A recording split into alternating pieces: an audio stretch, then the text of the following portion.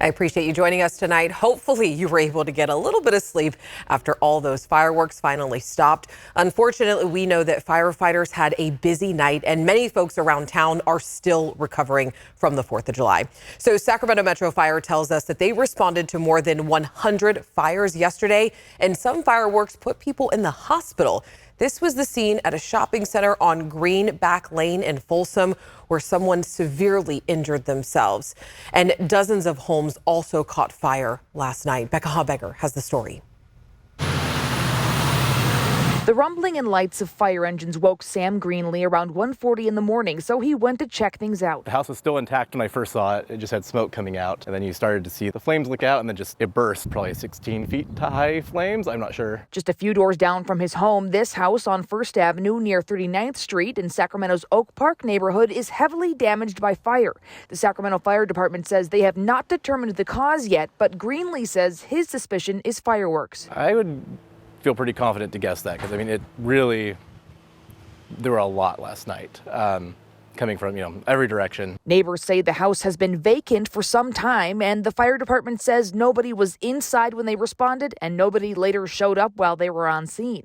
Greenlee says that goes to show your house can be at risk even if you're not the one using fireworks, especially the kind outlawed in California. Anything that gets shot into the air. Every 4th of July, I water down my roof, especially my gutters. I worry about the leaves. It was scary. I mean, this house, we're lucky that was a vacant house at the time, but I was thinking about that's the same roof type that I have, like what would prevent that from starting mine.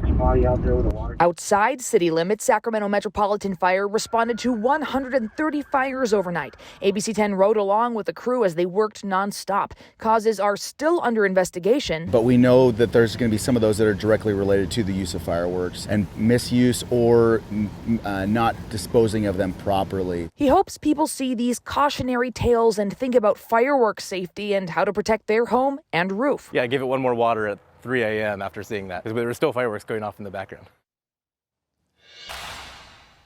Now, we checked in with fire departments all throughout our area, from Stockton to Modesto to Rockland, Roseville, Sacramento County, and beyond. Many of those departments telling us they were out all night responding nonstop to calls related to fires started by fireworks in some way, shape, or form. Now, as many of you know and have experienced, fireworks don't necessarily stop on the 4th of July. We'll likely see more in coming days. So, of course, Alex, we can't control what other people do, what our neighbors do, but we can be cautious and take those precautions ourselves, right? That's exactly right, Becca. Thank you so much. Here's what else people are talking about tonight. A Placer County deputy is facing 14 felony charges for sex crimes.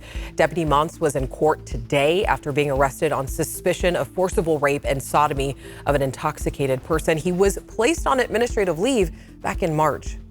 And there was a large fight at the Levi Stadium over the weekend. Now a Sacramento man is under arrest. He's accused of stabbing someone and is now facing attempted murder charges. The fight broke out between a group of fans near the end of the Gold Cup soccer match between Mexico and Qatar. A man was stabbed near his collarbone. And a search is underway for a Northern California man who went missing in Yosemite National Park. He was backpacking with a group near a waterfall on Sunday. He entered the creek around 2 in the afternoon.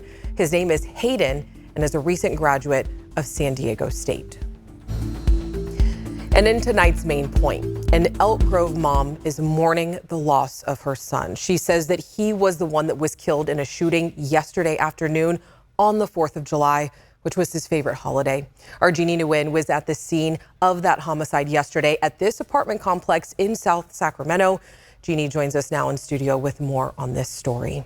Alex, officials still haven't identified who was killed during yesterday's shooting, but family tells me it was 19-year-old Mactavius Guerin. Tonight, his mother says she still doesn't know how to feel after losing her youngest son. Favorite holiday was 4th of July. It was supposed to be a day of celebration for Melody Davis and her son, Mactavius Guerin. He asked me to make him his favorite breakfast, and I was making it. And he said, Mama, we're going to leave for a few minutes. But that breakfast quiche went untouched because her 19-year-old never made it back home. They put a sheet over Mactavius. At 12:30 on the 4th of July, the Sacramento County Sheriff's Office got a call about a shooting at an apartment complex in a South Sacramento neighborhood. One person was killed, another sent to the hospital. Today, Davis says that person killed was her son, and the person in the hospital, his cousin. He's a person. He lived, he laughed, he loved. The sheriff's office still hasn't identified a suspect or a motive, and Davis says she's not sure why her son would be at that apartment complex. And for his older brother, Michael, that was my best friend. It pains him to know he couldn't protect his little brother. I made sure that everything that we did growing up was done in a manner so that way he didn't have to see this evil world. I wanted him to stay away from it as much as possible, and I did what I could. Now all they have left are the memories. He's one of those kids that would stop in the mall and start dancing and videotape his dances and have everyone watching him just to entertain everybody. Even though her son is no longer here, Davis says she's thankful she got the chance to tell him she loves him. I hope you know that you are loved every day. Every single day. I regret nothing of being your mother. Now, the family has set up a GoFundMe page to help with the funeral costs. A link has been posted on our website at abc10.com. All right, thank you, Jeannie. Coming up onto the point, fentanyl is killing thousands. Murder charges are now being sought, but prosecutors are facing red tape. We'll show you how. And following the Supreme Court's gutting of affirmative action, there is a new legal battle underway. Should legacy admissions be allowed? We had some cooler weather as we headed into the 4th of July, but those 100s are making a return to our 10-day forecast.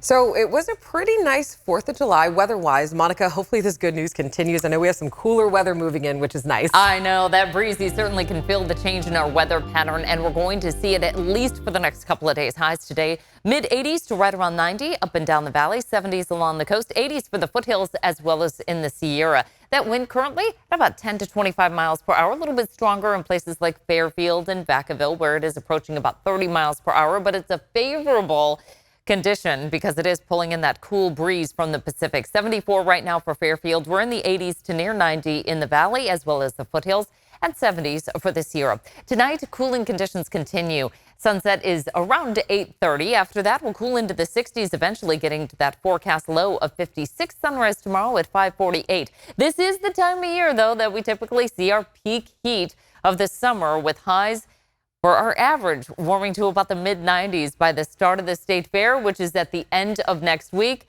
Just a little hint, we're going to be jumping well above that under the ridge of high pressure that will build back. But in the meantime, as Alex was mentioning, nice little onshore flow, 80s returning and sticking with us at least through the end of the week. Highs tomorrow in the 70s for the Sierra, right around 80 to 90 degrees through the foothills. So not too much of a change for tomorrow's forecast. 60s and 70s along the coast. We're going to stay in the 80s throughout the valley after morning lows in the 50s. A couple of us will be approaching around 90 degrees tomorrow. Our 10-day forecast, though, really playing out the changes. By the end of the weekend into early next week, highs are warming into the 90s, and then shortly after that, we are back in the 100s. Legacy admissions for colleges, should they be allowed? And what the UC system has already been up to make their student body more diverse. That's after the break.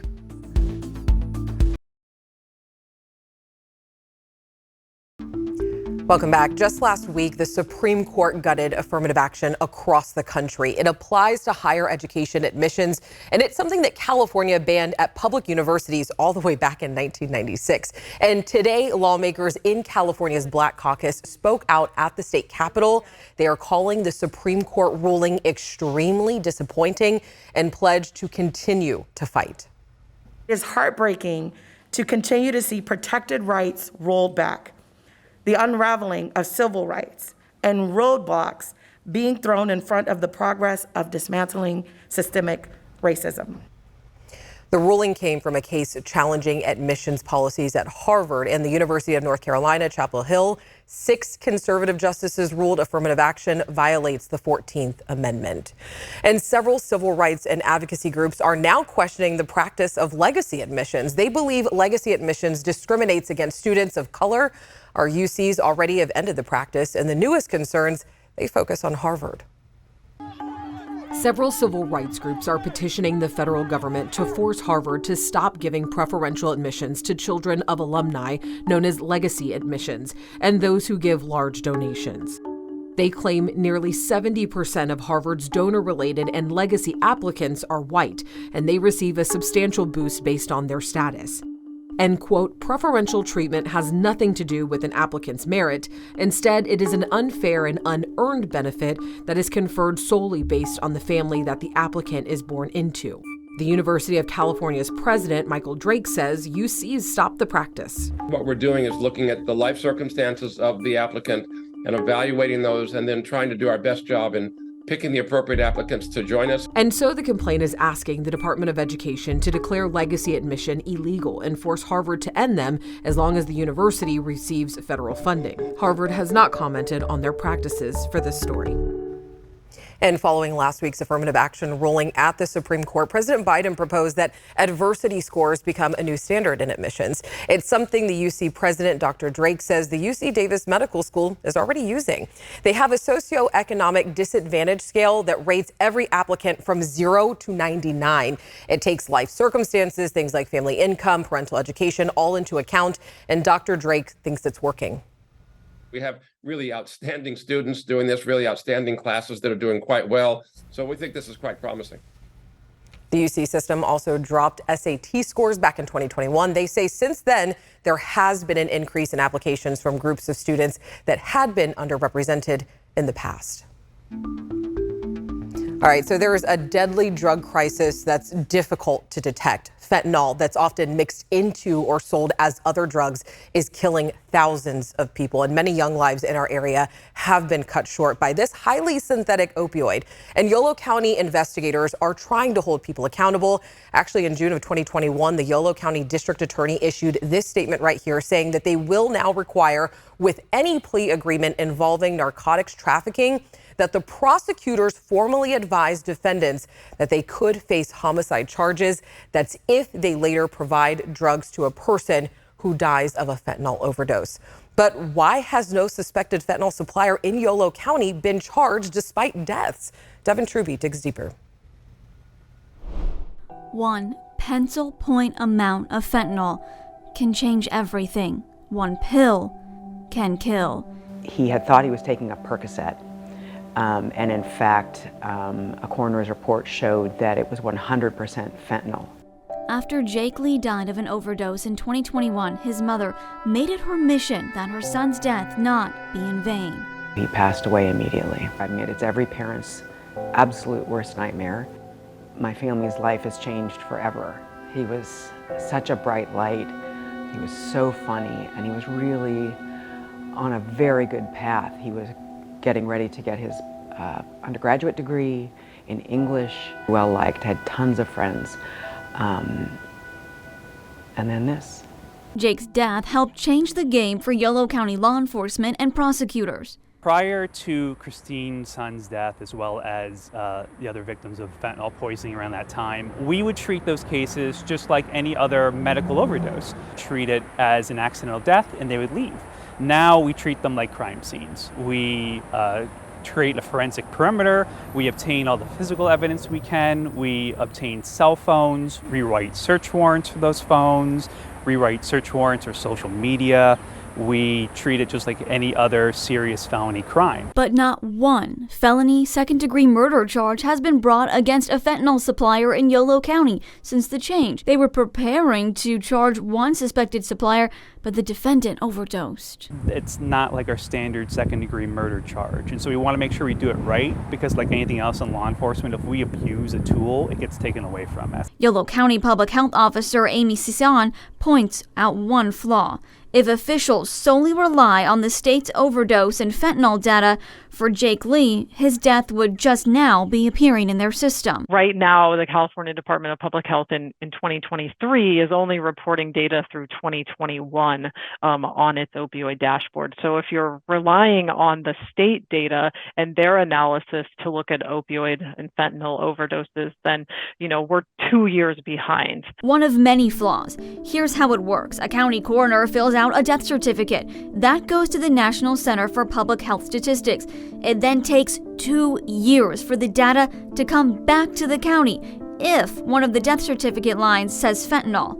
They used the word opioid or opiate and did not specify fentanyl, or if the person filling it out just didn't include that level of detail even though they had it, then it would not be classified as a fentanyl death. Even the White House has taken notice. The federal government now has a non-fatal overdose dashboard. The Biden administration's argument is that non-fatal overdose is a leading predictor for a future fatal overdose. Widespread access to this data will help first responders on the front lines target life-saving interventions and help service providers connect people to life-saving treatment for substance use disorder. Jake Lee's mom, Christy, has one final plea. Just keep our eyes open and be aware that the problem exists. Don't think that, well, my family, my situation, this can't happen to me, because it can. And everybody needs to be aware of that.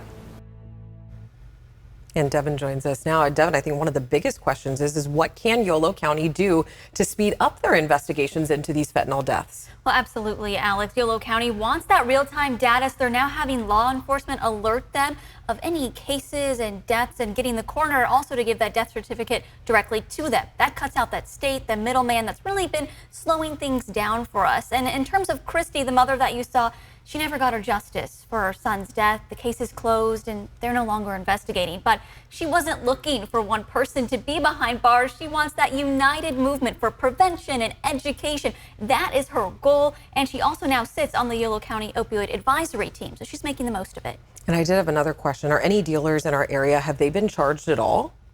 Yolo County tried, but the dealer himself overdosed, so they weren't able to bring charges in that case. We do know that in Placer County, a dealer received 17 years for manslaughter. That one in the death of Zach Didier, a case that we're familiar and covered here on ABC 10. They're also currently pursuing murder charges of another dealer as well. And in Napa County last month, they just charged 2 people with murder charges in fentanyl sales. All right, Devin, thank you so much. And this is a story that we will continue to follow. We do have more information on our website. If you do want to read more about the fentanyl crisis, our digital team has been tracking deaths across multiple counties. You can head to abc10.com/tothepoint. And after the break, we'll tell you what we're working on for tomorrow.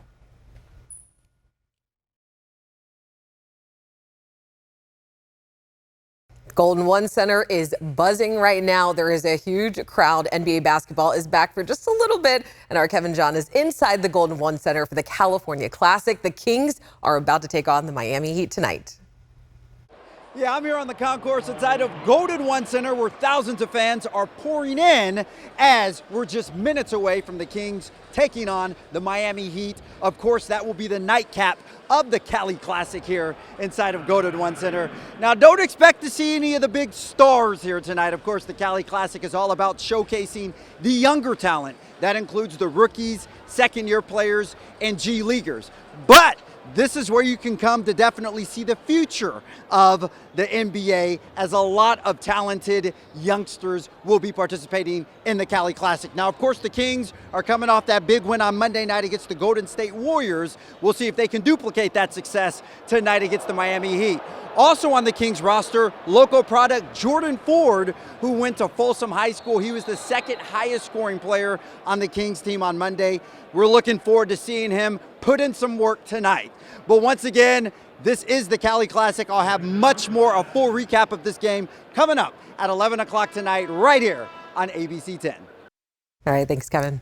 And coming up tomorrow on To The Point, what if you could talk to your loved ones even after they die? One man is working to make that possible through virtual reality technology. He's starting a business that he says is the first of its kind in the entire world, and it all started after his father died. Just wanted to try to find a way that he could leave a message behind for my siblings or my mom to try to help them through the grieving process after he's already passed. We'll show you how this works and why this is a feeling that just cannot be described. That's tomorrow on To The Point at 6:30. As always, you know we love to hear what's going on in your community. Make sure you reach out to me. I got Instagram, Facebook, or keep sending those emails. We'll make sure we get back to you soon. Have a great night. I'll see you tomorrow.